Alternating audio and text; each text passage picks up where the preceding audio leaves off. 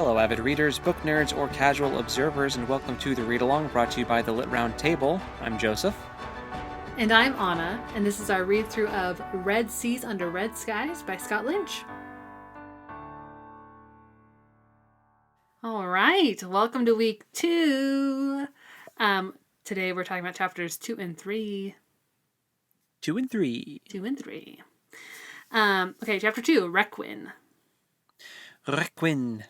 Yeah. An interesting chapter, to be sure. Yes, I loved the opening sentence because see, we had just got done talking about how this book is impossible to predict. Like, the last one was impossible to predict.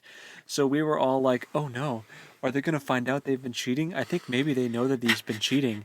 Oh no, what's going to happen if they find out they've been cheating? And then he just walks in, hey guys, I've been cheating every single game for the past 2 years. Yeah, that was not how I expected him to go about that conversation at all. It was incredible. Was incredible. I think they roughed him up a little more than he was expecting. Maybe. Oh yeah, he was expecting to be strapped to a desk and almost lose a hand, probably. Probably, but then we also found out later when Jean, so at the end of chapter 3, Jean goes to see that lady and she basically tells him, hey, Requin's got a reputation for being brutal ever since this thing happened to Cylindri. Mm-hmm. So yeah, I'm not playing this game. Goodbye. And she told him that he collects hands and then makes people go splat. Yep. And makes their friends pay for it. Yeah. To clean it up. So Locke knew that was a possibility, but I don't think he knew how the hands were retrieved. Right. And it's just it kind of shows that he was right. What's his name? The big head honcho guy in Talavera. Starts with an S. Starts with an S. Stragos. Oh, yes. They also called him the Archeon. Yeah. He was like, you guys are adrenaline junkies. Mm-hmm. Basically, just like, you guys are just thrill chasers. You don't do it for money because if you were doing it for money, you could do it way easier and not get caught. But you're doing these crazy elaborate schemes because you're adrenaline junkies. Which is true. Locke and Yeah. Jean basically admitted that to each other. They're like, we need to be doing something, or else we're going to go stir crazy. Mm-hmm. So they're messing with Requin. They're messing with Requin. The psycho. And the whole plan is to make Requin believe that Locke is bored of Jean, which is not his name. It's like Jerome, and I can't think of what Locke's fake name is. C. Costa, Sir Costa or something. It's K. But his first name is like Leo. It's like Leo, but longer. Anyway. I was thinking of a Celtic sea. Yeah, that's a K. Like Celeborn. Anyway. Yeah, so his whole plan is to make Requin believe that they're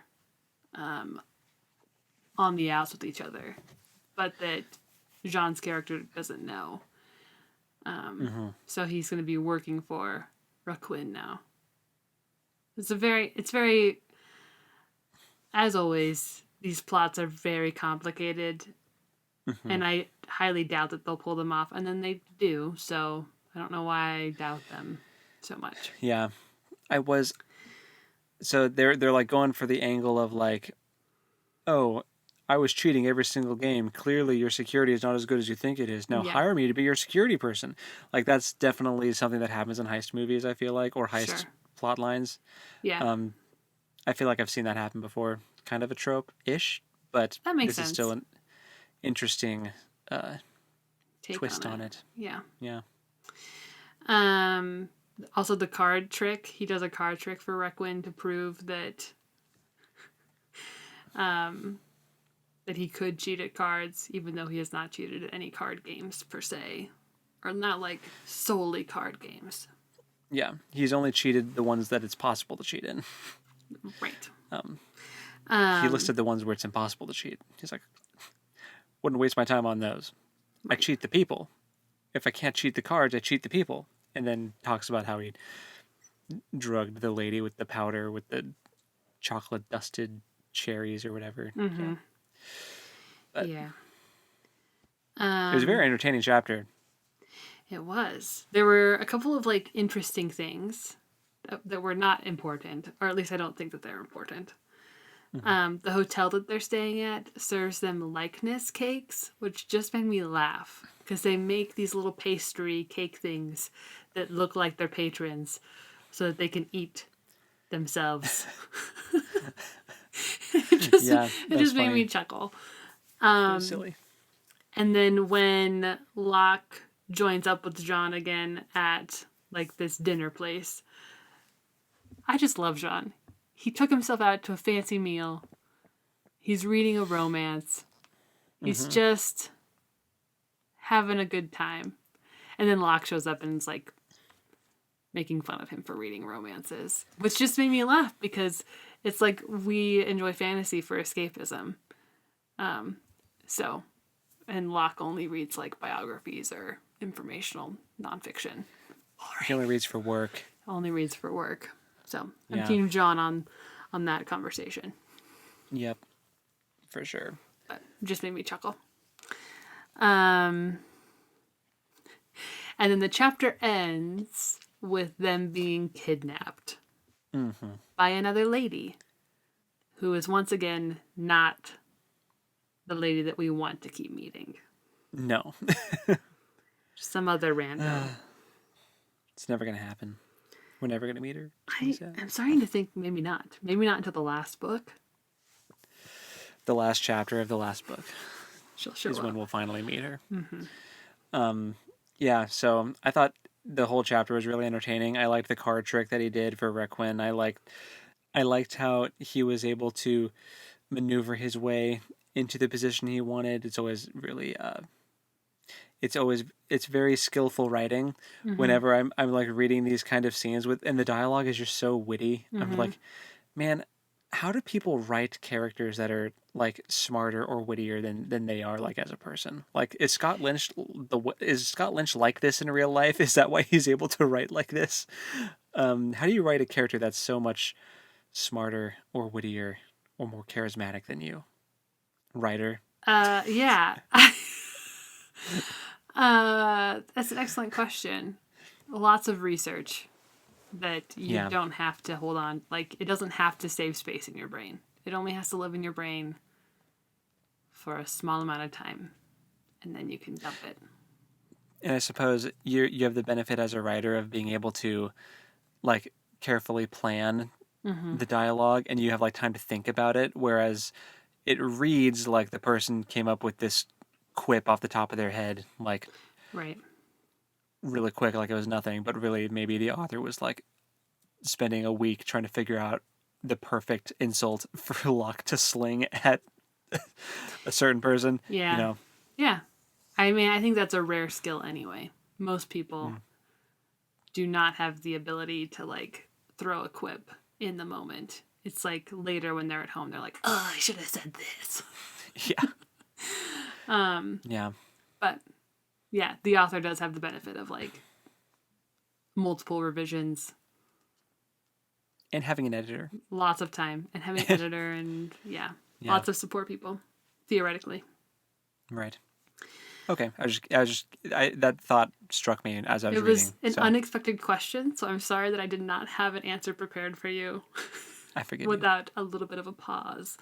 I'll trim the pause. I mean, it's fine. It wasn't that long, but um, yeah. So they're very quippy.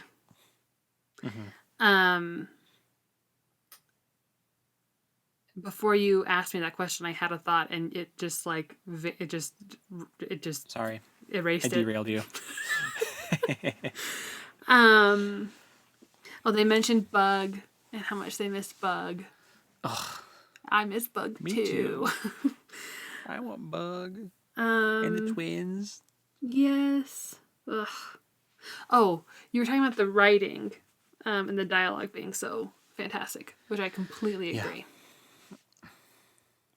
My one complaint about Scott Lynch's writing, which will not come as any surprise to you, but it's the freaking setting. It just becomes so long-winded at times. The beginning of chapter 3 was so rough. That was very like, you took all that time just to tell me that John went to this place to talk to this lady. That was actually the like the flashback for 3. Like, but yeah. Oh, you're right. That was the reminiscence. Sorry, that's what I meant. Yeah. The beginning of 3 too, when they were just getting to the palace. Both of them. I was like, I am so sick of hearing about this elder glass that I do not understand. Yeah. I get that it's cool and that like humans can't alter it, like it exists and that is how it must exist because they're not capable of doing anything to it. That's fine. I am really sick of reading it. Maybe he like heard a critique that the elder glass didn't come up enough in the first one. So like people were confused. Like maybe people were confused when it did come up because it didn't come up often enough to like remind them. So now he's just like boom, boom, boom, elder glass, elder glass. I don't know. There's this structure. There's this structure. It's just I'm setting overloaded. And it's nothing that I can readily picture in my mind. So it's just like my brain trying really hard to conjure what this looks like and just not being able to do it. And I recognize that that's a fault in myself. Yeah, I mean, it was a struggle for me during the reminiscence after 3. That one, like, just getting to the artificer lady. Once we got to her, that was great. Because then we got to hear the dialogue. Right, so, like, the characters are super strong. And I have every belief that Scott Lynch knows exactly what this world looks like. Yeah. I don't really care. I mean, I care. Again, I'm with sorry. With the asterisk of you are identifying that this is potentially a flaw in yourself and not reflective of like most readers. No, I mean, I think that it's skillfully written. It's just very long-winded. And you know, I'm teaching like a writing class right now to middle schoolers. It's very fundamental, right? And we talk about how when you're world building, you should know so much about this world. But it's like an iceberg, right? You have to know 100% of it. But the readers only need about 20%. The 80% just lives beneath the surface. It helps you enrich the story. I feel like we're seeing like 40% of this iceberg. But not the part that I actually want to know. I want to know what the deal is with the aliens, but I don't really care about the Elder Glass. Yeah. Without the context of the aliens. Anyway, this has been a tangent. I apologize. We also get like really in-depth glimpses of like social classes and constructs in these places that he'll go on like little mini tangents about, like, this is where the dirty poors live and this is where the hoity-toity rich people live and this is and this is how they interact, and this group of people can only live in this place because they're okay with getting up and moving because of really bad ocean, like sea weather. And they have to move around a lot. But then they go to this place to work for a lot of the summer for the aristocrats. And, and it's like, I don't need to know. No, I hear you. I hear you. I'm really sorry. I love the characters and the plot. But the setting is killing me. And it's not even so much like the setting itself. It's how much they're kind of like bogging down. Right. It feels very info dumpy, I think, is the problem for me. Yes. The setting itself, I think, like the concept of like the Elder Glass is really cool because it's like mysterious, you know. Right. But it's also like, I agree with that. I don't need to know like quite as much as I have been told. Or like how many turns it took to get through the water and blah, blah. Like I just Yeah. anyway. Sorry. I hear you. Thank you. I I feel hear bad because it is really good writing. It's just a lot. So And that didn't come up as much in the first one. no. It was especially noticeable in chapter 3 and the reminiscence after chapter 3. It was especially noticeable. Okay, thank you. Because I like in the first book, I was clearly missing some of the settings, but it wasn't so much that like I didn't actively realize that I was like missing stuff until it came up, and I was like, oh, that's cool. But this, I'm like, wow, I feel like I'm being beat over the head. Also, tragically, your book doesn't have any maps, Yes, which is also a problem. which mine does. Which is so weird. Why does the mass market paperback have the maps? I don't understand. It's funny. Okay. But there were maps in the first one too that were handy. Yeah, I didn't have Because you those got either. like bummer because you could see like the city layout. Yeah, I'm pretty It was sure. a map of the city. I'm pretty. Well, Hold on. I'm gonna grab my copy real quick, okay. just so I can verify. Fair. This is my opportunity to say, honest crazy. She doesn't know what she's talking about. You're talking. I can't hear you because I took me over. The setting it's fine. Oh no, nothing. I was saying how totally valid your opinion is about the setting. Were you really just talking smack about me? I was joking. I was joking. Yeah, no maps. Nuts. Bummer. So when you come for Christmas, can you bring your copy so that I Look at all can the look maps. at the map? I could take a picture of it and send it to you if you That want. would be wonderful. Yeah. Maybe that will help me. Yeah. Maybe I just miss Camor. Camor was fun. Camor was fun. I felt like I had a better understanding of Camor. Also, this place, all the names are looking the same. I don't know. I'm struggling a little bit, but it's okay. Okay, so chapter 3, warm hospital. Oh, do we want to talk about best laid plans? That's the reminiscence for chapter 2. They're just talking about how Locke, they came up with the idea. Locke is practicing his one-handed shuffle that he did in the actual chapter, and he sucks at it. And they come up with the plan. Yeah. And we don't get to hear the plan, but Jean does, and he's impressed. So it must be good. Well, I think it's kind of what we just witnessed, but Jean is also he is still trying to rebuild trust for Locke. Yeah. Which like Locke, I'm not gonna lie, it was the way Locke was handling that was a little bit abusive.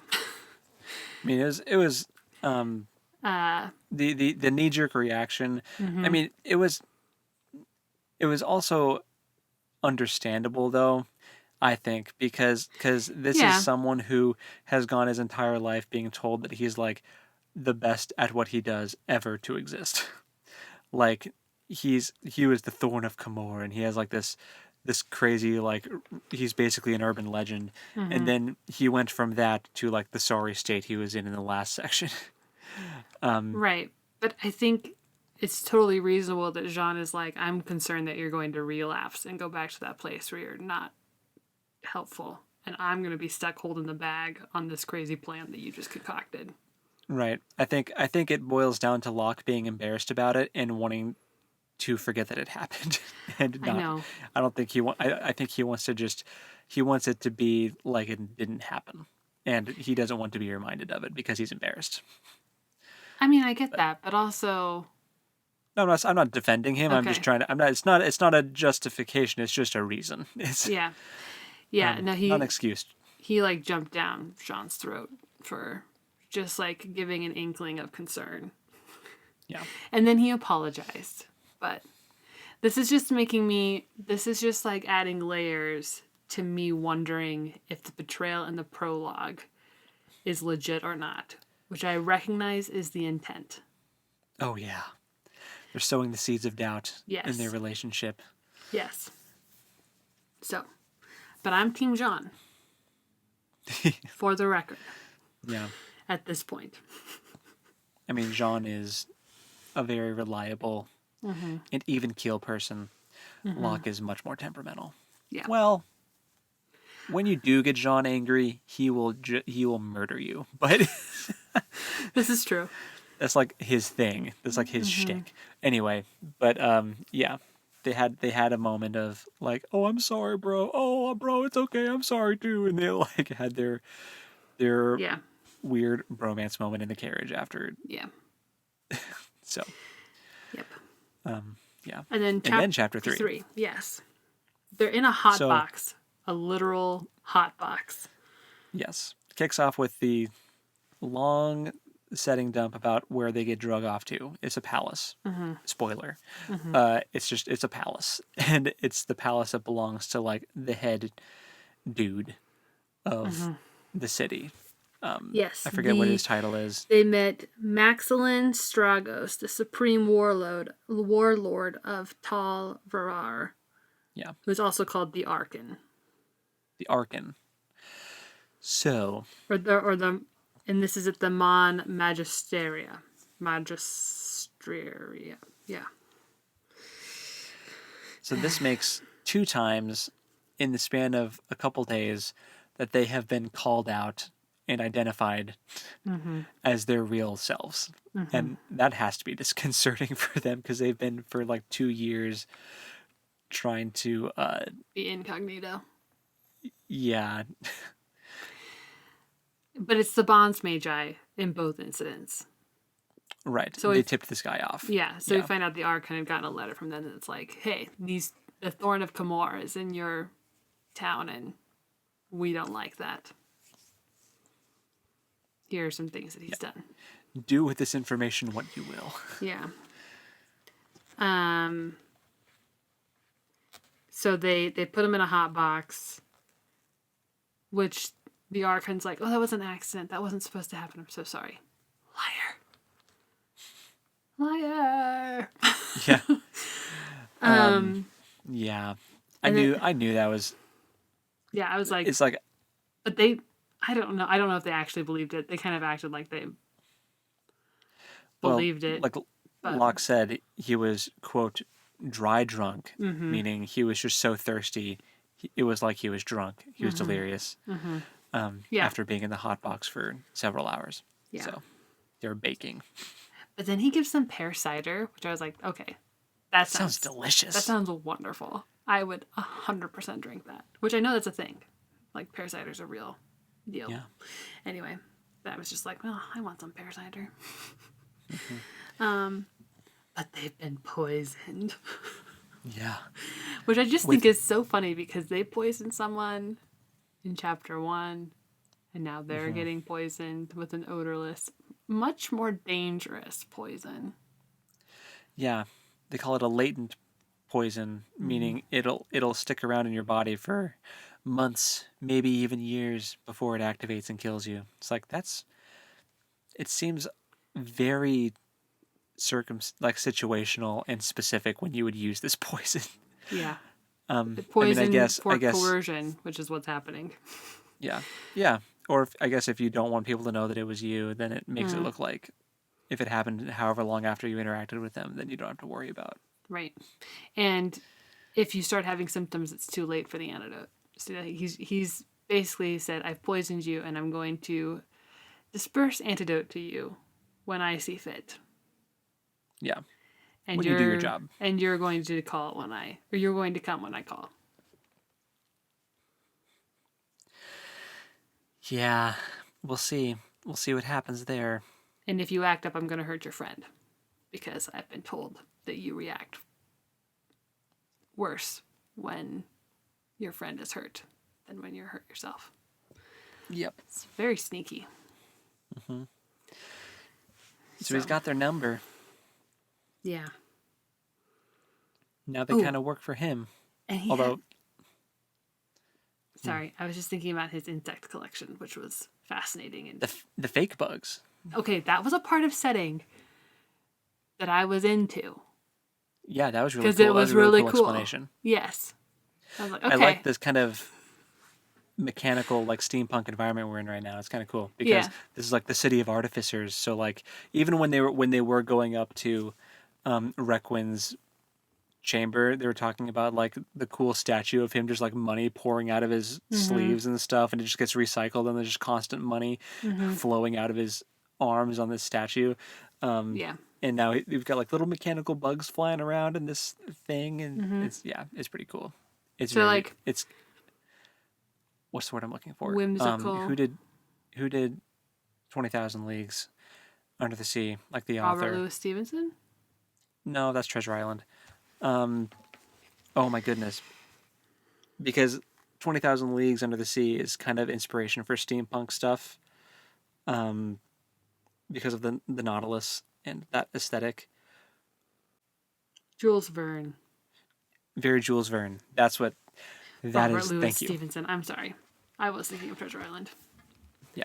Well, I understand.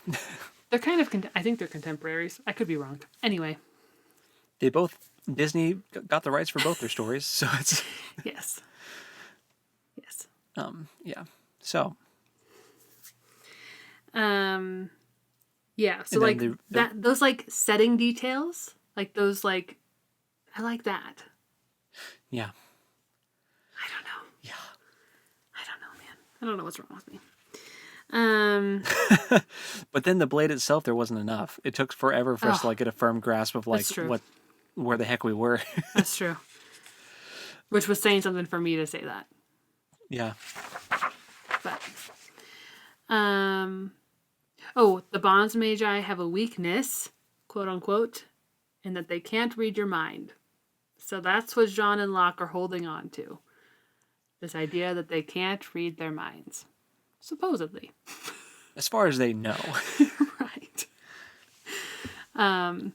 You don't know that. No, but that's what they're holding on to. Yeah. Yeah. Here's hoping. And they've added the Archeon to their list of people to To punk. Yeah. Yeah. Okay, so then the reminiscence for chapter 3, I actually, once we get past the journey, Yeah. once we actually got to Azura Galadrine? Although the two like fairy people that were like hurling insults at each other in the beginning was pretty funny. Yes, I agree. That was funny. Anyway. But this old lady, I love her. She's like the Edna Mode of architects. Yes. Or Yeah. like Very much artifice so. people. Artificer. Yes. And I love that her way of getting Jean to leave, because Jean wants her to like divulge the plans for Requin's vault. Because she designed it. And I absolutely loved that her way of getting him to leave her alone was to just yeet him out a trapdoor. Yeah. Just drop the floor out. And the fact that this happens often enough for a beer salesman to just set up camp there to give these poor people a drink and make some money off of her yeeting people out of her house. Amazing. It's just wonderful. Just crack Amazing. me up. Yeah, it's great. So he didn't get the plans for No. the vault. But we did hear all about how Requin's lady friend, S name, Selendri, how she got so messed up. And that was terrifying to read. Yeah. Poor girl. That was so know. sad. Well, it was sad. But okay. They had these balls and they'd dress up in costumes. And then on a whim, they decided to switch costumes. Requin and Selendri. And then So she like, gets... was Requin in drag? No, I think... this No. book? Oh, well, I don't know. I can't imagine Selendri Maybe. dressing up in like a dress either, because she's very like, I'm gonna mess you up. Yeah. You know? But I don't know. Anyway, they switched costumes, and one half of her of this costume that was supposed to be Requin's had poison in it and like made her skin melt, which is horrifying. Yeah. But it was like powder, so it didn't activate until she started sweating, and right. So it like took like half an hour, and then she started screaming, and she screamed until her voice broke, and it was just raspy whispers coming out, even though she was still trying to scream. And I was like, oh, this is chilling. And like Requin was the only one who tried to help her and was like trying to get severely burned, trying to help her. But it's just so weird. Yeah, it's a weird story. It's a weird the whole story. The whole changing costumes thing is weird. Right. Like, why did they do that? Like, it makes me wonder if Requin was in on it. Or like if he knew, and so he wanted to trade so that he wouldn't be the one that got disfigured, messed up. But then he went on a killing spree. He still got burned though. He still got burned, and then he went on a killing spree trying to find this attempted assassin. But what if he knew about it, and then he went on this murdering spree just to quickly earn clout? Because that was like basically a turning point in his career. After that happened, people were afraid of him. Mm-hmm. And they don't cross him. And like that is what made him this kind of like impressive figure. Was that. So I'm like, but man, that's really twisted and demented. Yeah. So basically the purpose of this was to make Requin seem like a much more intimidating and formidable obstacle for Locke and Jean. Because before I didn't think that much of him. I mean, no. I just thought he was just this kind of high-minded casino owner who thought that he was can't think of the right word, but he thought he was untouchable. Mm-hmm. And I just thought he was a blowhard that was going to get knocked down a few pegs by these Komori lads. And then you heard that story, and it's like, oh, ooh, maybe not. Maybe these guys should be careful. Yeah. I thought this was like a B tier villain, not like Joker level like backstory. I didn't know we were dealing with Two-Face here. Right. Harvey Dent. Gosh. I thought. Yeah. Yeah. I thought this was just a prologue villain. I didn't know that. Yeah. So. Yeah. It did his job. He's more intimidating now. He is. So. So is the lady. I feel bad for her now. I do too. That sucks. Really sad and terrifying. Yeah. So I guess that's where we're at though. Yeah. So overall, setting dumps notwithstanding, I am loving being back in this story. No, I am too. I really am. Like I do. I love the characters. Mm-hmm. So much. The characters and the dialogue is where these books shine. Yes. So, thoroughly enjoyed myself. Same. So, for next time, is it chapter 4 and 5? It is. Oh, I can guess it now. So because simple. This one has a simple structure. Well, these chapters are longer. Yeah. So, and there's not as many of them. So it's easier to split it. Yeah, for sure. Well, very good. So, read chapters 4 and 5. And I guess, until next time, happy reading. And we'll talk at you next time. Later.